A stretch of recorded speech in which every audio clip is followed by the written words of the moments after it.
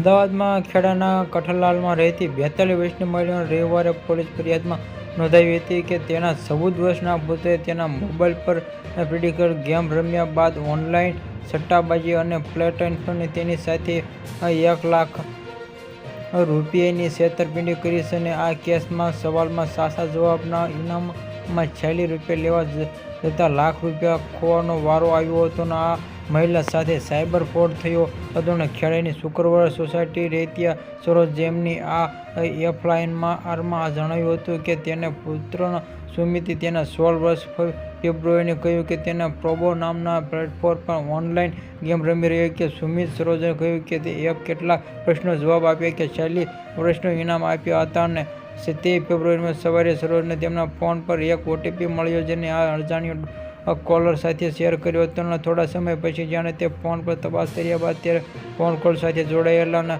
Bank ખાતામાં 1 લાખ રૂપિયા ઉપડી ગયા હતા. અને તેણે જણાવ્યું હતું કે આના પગલે તેને ખબર પડી કે તેની સાથે છેતરપિંડી થઈ છે અને પોલીસે સંપર્ક કર્યો કે કઠલ પોલીસે ઇન્કમ ટેક્સનો આ એક્ટ આરોપીનો સાથે ઇન્ડિયન પિન કોડમાં હેઠળ છેતરપિંડીની ફરિયાદ નોંધાવી છે. આવા જ નવા સમાચાર જોવા માટે અમારી એનબી ગુજરાતી ચેનલને સબસ્ક્રાઇબ કરો મિત્રો.